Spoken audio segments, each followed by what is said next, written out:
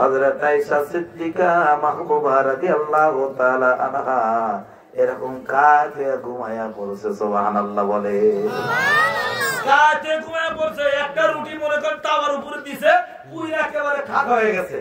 আর যে কয়টা রুটি বানানো ছিল ওই কয়টা রুটি মনে করেন ছাগল এসে খায় ফেলাইছে। ছাগলে খাইলে কিছু কিছু মনে রেখে দেয় না, পাতা খাইলে গেলে কিছু মনে জুটা মুটা রেখে দেয়। এই জুটা মুটা রাখছে আল্লাহ রাসূল এসে দেয় সর্বনাশ, যে রুটি বানাইছিল এটা খায়া ফেলেছে। আর যেটা মনে করেন চুলার উপর আছে ওইটা মনে করেন যে আল্লাহর রহমতে পুরা শেষ হয়ে গেছে। আল্লাহর পয়গম্বর যায় বুঝে হযরত আয়েশা থেকে মারধর করবে, আমরা কি করতাম?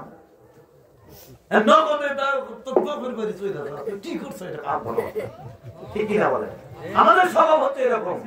আল্লাহর পয়গম্বর কিছুই বললেন না। আল্লাহ নবী কি করলেন? নিজে আবার খানের বানায়া রুটি বানান শুরু করেছে। হঠাৎ করে আয়েশা সিদ্দিকা চেতন পায়, দেখা সর্বনাশ। আল্লাহর পয়গম্বরের কাছে ক্ষমা চাই, নবী গো আমার একটু চোখটা লেগে গিয়েছিল। আল্লাহর নবী সরকার দো আলম মুস্কি মুস্কি হেসে দিয়ে আয়েশা ডাকতে বলে, আয়েশা চিন্তার কোনো কারণ নাই, আমি তো তোমার নবী, আমি তো তোমার স্বামী, তোমার কাজে সহযোগিতা করা আমার দায়িত্ব, তোমার ভুলগুলো ক্ষমা করে দাও, আমি নবী, আমার দায়িত্ব। জোরে বলেন সুবহানাল্লাহ। আমরা আগামীকাল থেকে এই এরাদা করব, আমাদের যার যার স্ত্রী যদি কোনো প্রকার ভুল করে আমরা যেন তাকে ক্ষমা করতে পারি। সবাই বলে না আমিন, আর একটু জোরে বলে না আমিন। انفقوا في سبيل الله ولا تلقوا بأيديكم إلى التهلكة وأحسنوا। সুবহানাল্লাহ বলে। আল্লাহ রাব্বুল আলামিন ডাকতে বলে, বান্দা অবশ্যই তুমি আল্লাহর পথে খরচ করো, তুমি আল্লাহর পথে খরচ করো, আর নিজেকে ধ্বংসের মধ্যে নিজের হাতে নিজেকে ধ্বংস করিও না। আমার আল্লাহ বলেন, এভাবে যারা নেক কাজে উত্তম রূপে আঞ্জাম দিবে, মনে রাখিও আমার আল্লাহ তাআলা বলেন ওই সমস্ত বান্দাদেরকে আমি আল্লাহ ভালোবাসি। সুবহানাল্লাহ। আল্লাহর ভালোবাসা আমরা চাই না? জোরে বলেন চাই কিনা?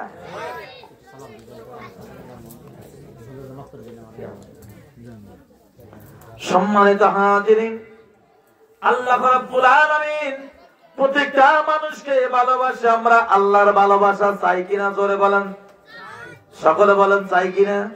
কোন দিকে খেয়াল আছেন আপনারা? আল্লাহর ভালোবাসা কি চাই? সবাই চাই তো ইনশাআল্লাহ। আল্লাহ তাআলা আমাদের কবুল করুন। সবাই বলেন আমিন, আর একটু জোরে বলেন আমিন। আল্লাহর ভালোবাসা পাইতে হলে কিছু কাজ করতে হবে। আমার আল্লাহ তাআলা অন্যত্র কোরআনে কারীমের মধ্যে বলেন, উল ইন কুনতুম তুহিব্বুনাল্লাহ ফাত্তাবিউনি ইউহিব্বুকুমুল্লাহ ওয়া ইয়াগফির লাকুম যুনুবাকুম আল্লাহু গফুরুর রহিম। আল্লাহু আকবার বলেন। আল্লাহ রাব্বুল আলামিন ডাকতে বলেন, হাবিব আমার বন্ধু, আপনার উম্মতদেরকে আপনি জানিয়ে দিন, শুনিয়ে দিন, বুঝিয়ে দিন, তারা যদি আমি আল্লাহ আমার ভালোবাসা পেতে চায়, এ আলোক দেয়ার ভাইরা, আলোক দেয়ার মায়েরা, আমার দরদি বোনেরা, আমার ভাই বাবাজিরা, আমরা সকলেই তো আল্লাহর ভালোবাসা চাই। জোরে কোন চাই কিনা? আর একটু জোরে বলেন। জোর হলো না ভাই? আমরা সবাই আল্লাহর ভালোবাসা চাই।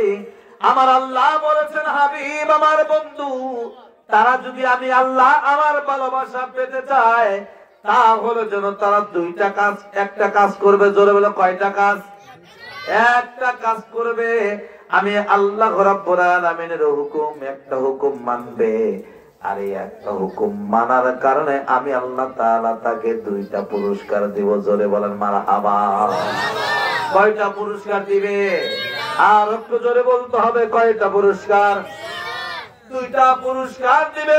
আমার আল্লাহ রাব্বুল আলামিন ডাকতে বলেন, ইউহিব্বুকুমুল্লাহ ওয়া ইয়াগফির লাকুম যুনুবাকুম আল্লাহু গফুরুর রহিম। আল্লাহ রাব্বুল আলামিন ডাকতে বলেন, যদি তারা আমি আল্লাহ আমার ভালোবাসা পেতে চায় তাহলে আমার বান্দা কি করবে? একটা কাজ, আর সেই কাজটা হলো আপনার মতো পয়গম্বরের অনুসরণ অনুকরণ করবে। সুবহানাল্লাহ। নবী কোনদিনও যাত্রা দেখছে কিনা? জোরে বলেন। হ্যাঁ, নবী কখনো যাত্রা গান গাইছে কিনা? নবী কখনো বাদ্য বাজনা বাজাইছে কিনা? আপনি কোন সহিহ হাদিস থেকে কোরআন থেকে দেখাইতে পারবেন কিনা আল্লাহর পয়গম্বর কখনো নামাজ ছেড়ে দিয়েছে কিনা? জোরে বলে নামাজ ছাড়ছে কিনা? আল্লাহর পয়গম্বর কখনো নামাজ ছেড়ে দেয় নাই। আমার নবী কখনো দাড়ি ছাড়ছে কিনা? দুইজন বললো না, তাহলে একজন বলাবান আর একজন এক সাইডে থেকে, আর সবাই বলার সাহস পায় না, কারণ সবাই আমরা হইলাম চাচা। জোরে গান ঠিক কিনা? আমার মনে আছে কয়জন ধরে দাঁড়িয়ে আছে? 15 জন না একসাথে।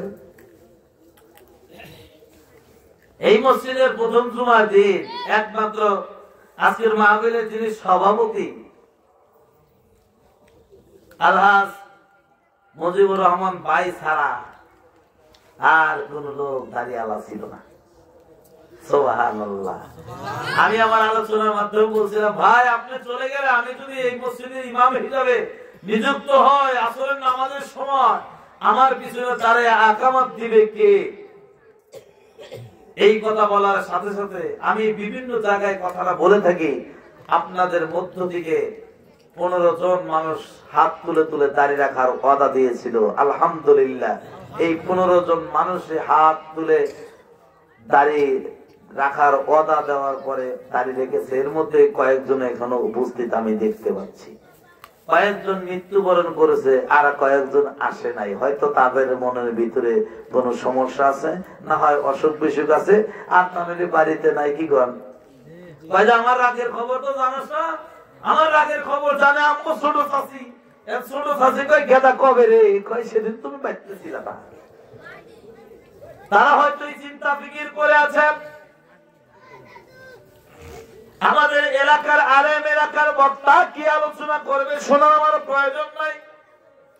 ওই মাহফিলে টাকা দিব না, পয়সা দিব না, মাহফিলে যাব না। বন্ধু, আপনি আজকে কোরআনের মাহফিল না আসতেন আমার কোনো আপত্তি নাই। মনে রাখবেন, কিয়ামতের ময়দানে মুসিবতের দিনে আমার আল্লাহ রাব্বুল আলামিন যখন আপনাকে ডাকতে বলবে, এর বান্দা মনে করে দেখ, পৃথিবীর জমিনে ওই তোর গ্রামে, তোর পাশের গ্রামে, তোর সমাজে আল্লাহ আমার কর্মসূচির উন্নয়ন কল্পে আয়োজিত কোরআনের মাহফিল হয়েছিল। সেখানে ওয়াজ করেছিল মাওলানা আলহাজ মাওলানা আব্দুর রশিদ সাহেব, মাওলানা ইব্রাহিম হোসেন এবং মাওলানা শাহজাহান ওয়াজ করেছিল। সেই দিন তো তোকে দেখা যায় না। আপনি মিথ্যা কথা বলবেন আল্লাহ আমি ছিলাম। আমার আল্লাহ রাব্বুল আলামিন ফেরেশতাদেরকে ডাকতে বলবে, ফেরেশতারা ভিডিওটা দেখে দাও। তখন এই যে আমরা আলোচনা করতেছি, কে কয়বার আসলো আর কে কয়বার গেল, সবাইকে ফেরেশতারা ভিডিওর মাধ্যমে দেখায় দিবেন। সুবহানাল্লাহ। এবং মুসলমান সেই দিন যখন দেখবা তুমি পুরো কপাল, তুমি তো কোরআনের মাহফিলে নাই, আসোই নাই, বরঞ্চ তুমি বিরোধিতা করেছো আল্লাহ রাব্বুল আলামিনের কাছে মিথ্যা কথা বলার কারণে। আমার আল্লাহ রাব্বুল আলামিন বলবে, বান্দা দুনিয়ার জমিন থেকে মিথ্যার আশ্রয় নিয়েছিলে, আজকে কিয়ামতের ময়দানে মুসিবতের দিনে এই অবস্থায় আসে মিথ্যা কথা বলার চেষ্টা করো। নাউযুবিল্লাহ বলে।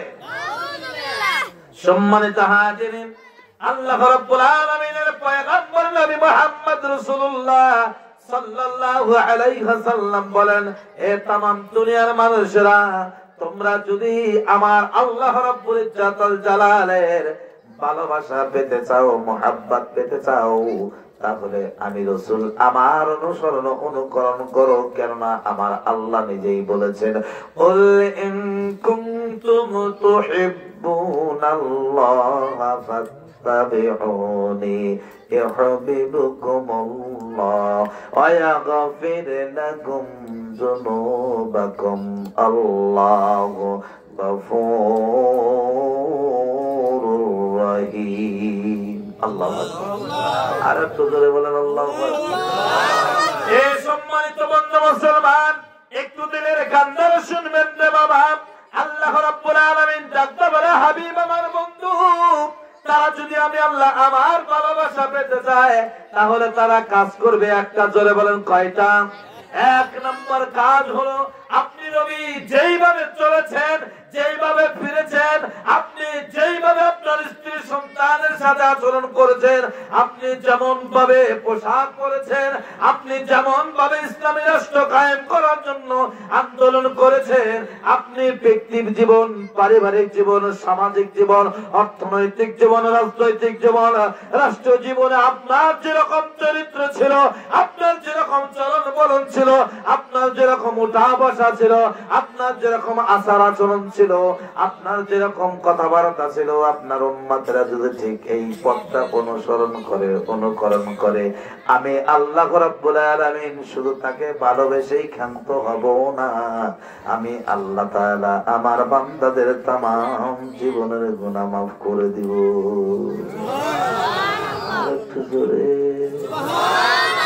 এ বন্ধু মুসলমান, মাফ করার মালিক কে? আর একটু জোরে বলেন কে?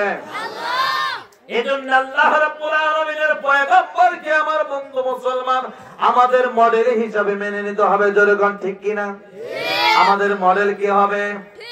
আল্লাহর পয়গম্বর নবী মদিনাওয়ালা কামলিওয়ালা নবী মুহাম্মদ রাসূলুল্লাহ সাল্লাল্লাহু আলাইহি ওয়াসাল্লাম হবে আমাদের জন্য মডেল। সুবহানাল্লাহ বলে।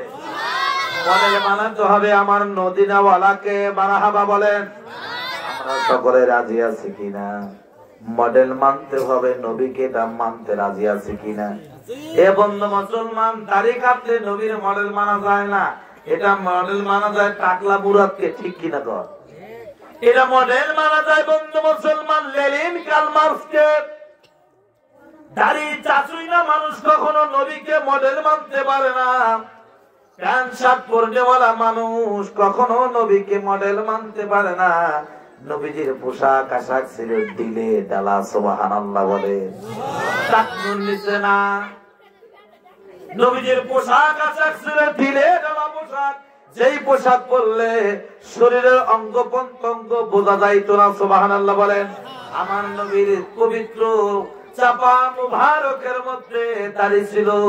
বন্ধু মুসলমান, কিতাবে এসেছে শামাইলে তিরমিজির যদি আপনি পড়তে পারেন বন্ধু মুসলমান, এই শামাইলে তিরমিজি কিতাবের মধ্যে আল্লাহর পয়গম্বরের সকল সূরা সম্পর্কে আলোচনা করেছেন। সুবহানাল্লাহ।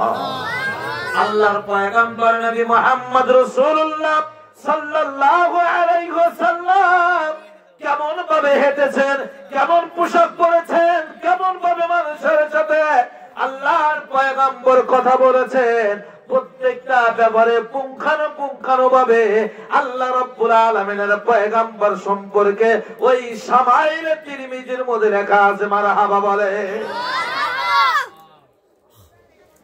বন্ধু মুসলমান, দুনিয়ার জমিনে পারিবারিক জীবন আমরা স্ত্রীদের সাথে কেমন আচরণ করি, আমি ছোট্ট একটা কথা বলবো, একটু দয়া করে আপনি নিজের জীবনের সাথে একটু মিলিয়ে দেখুন।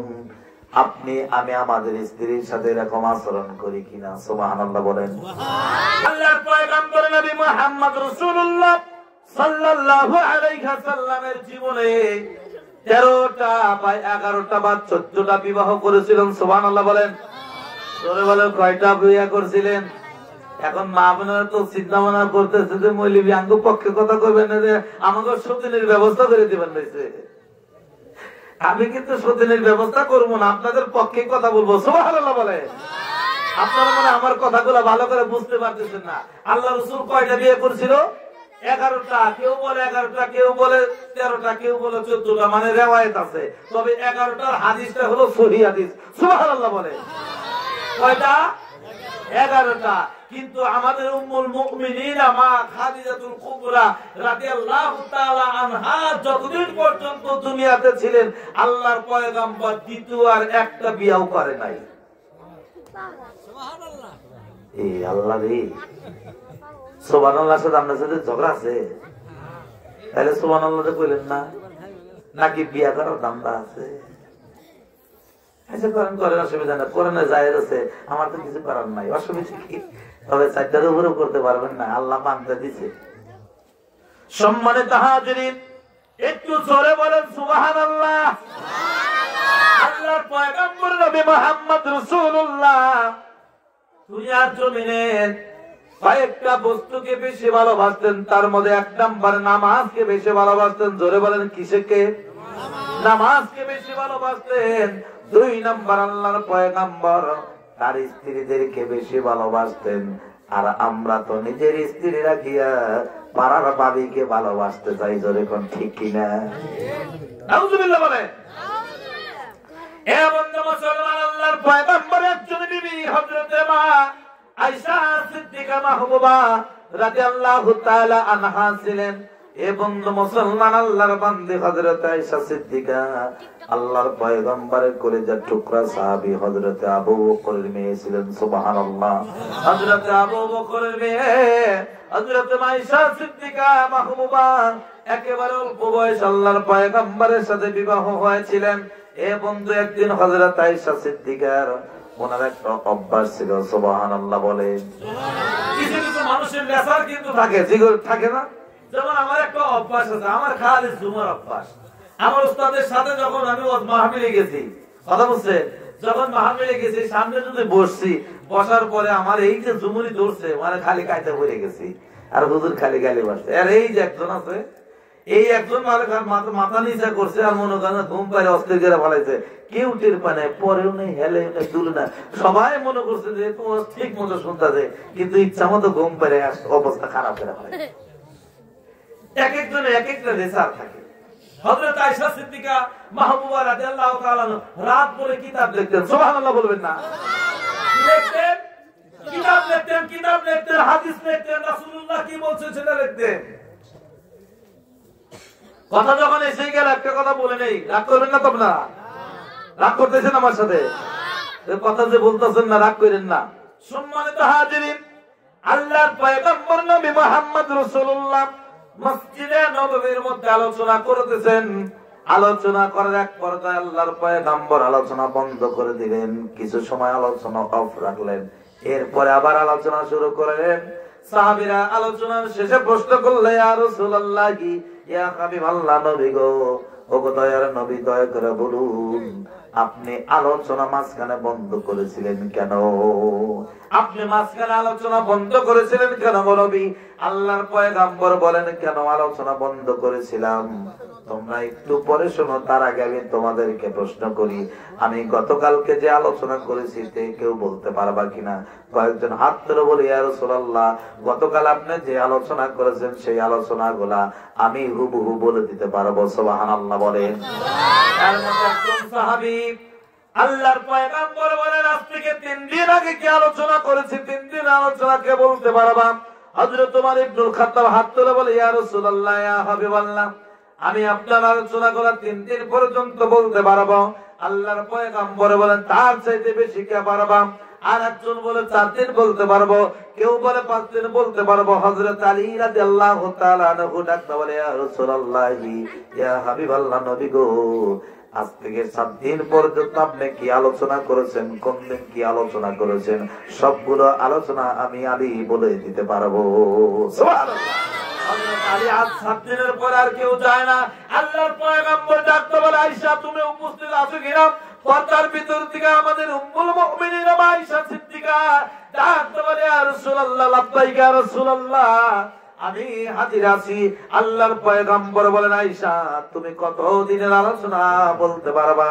হযরত আয়েশা বলে, আল্লাহর কসম দিয়ে বলি গো নবী, আপনার সাথে বিবাহ হওয়ার পরে যতদিন থেকে আমি আপনার ঘর সংসার করতেছি, ততদিন থেকে শুরু করে আজ পর্যন্ত আমি আপনার যতগুলা আলোচনা শুনেছি, সবগুলা আলোচনা আমি মুখস্থ করে দিতে পারবো। আর একটু জোরে বলে। মুসলমান হযরত আয়েশা সিদ্দিকার খবর শুনিয়া সাহাবীরা পাগল হয়ে গেছে। আল্লাহর নবী ডাকতে বলে, সাহাবীরা তোমরা শোনো, আমি লক্ষ্য করে দেখলাম আমার আলোচনার মাঝখানে আমার আয়েশা সিদ্দিকা প্রকৃতিটাকে সাড়া দেওয়ার জন্য অন্যত্র চলে গিয়েছিল, যার কারণে আমি আয়েশার জন্য আমার আলোচনাটা বন্ধ করে দিয়েছিলাম। সুবহানাল্লাহ। হযরত আয়েশা সিদ্দিকা এই রকম আয়েশা সিদ্দিকা ছিলেন। এ বন্ধু মুসলমান, একদিন আল্লাহর পয়গম্বর হযরত আয়েশা সিদ্দিকার কাজ ছিল রাতে কিন্তু কিতাব লিখতো, নামাজ পড়তো, কোরআন তেলাওয়াত করতো, আর দিনে কাজের মধ্যে জুম পারতো। সুবহানাল্লাহ বলে। রাত দিনে যখন কাজ করতো না, কাজের মধ্যে একটু জুমালি পারতো। একদিন হযরত আয়েশা সিদ্দিকা রুটি বানাইতেছে বন্ধু মুসলমান, ওই রুটি বানাইতেছে আর চুলায় তলাইতেছে এরকম বন্ধু মুসলমান। আল্লাহর পয়গম্বর বাড়ির ভিতরে আসছে আয়েশা থেকে। হযরত আয়েশা সিদ্দিকা মাহবুবা রাদিয়াল্লাহু তাআলা আনহা এরকম কাঁধে ঘুমায়া পড়ছে। সুবহানাল্লাহ বলে। কাঁধে ঘুমায়া পড়ছে, একটা রুটি মনে করেন তাওয়ার উপরে দিছে, পুরো একেবারে খাক হয়ে গেছে। আর যে কয়টা রুটি বানানো ছিল ওই কয়টা রুটি মনে করেন ছাগল এসে খায় ফেলাইছে। ছাগলে খাইলে কিছু কিছু মনে রেখে দেয় না, পাতা খাইলে গেলে কিছু জুটা মুটা রেখে দেয়। এই জুটা মুটা রাখছে আল্লাহ রাসূল এসে দেয় সর্বনাশ, যে রুটি বানাইছিল এটা খায় ফেলাইছে। আর যেটা মনে করেন চুলার উপর আছে ওইটা মনে করেন যে আল্লাহর রহমতে পুইরা শেষ হয়ে গেছে। আল্লাহর পয়গম্বর যায় বুঝে হযরত আয়েশা থেকে মারধর করবে। আমরা কি করতাম?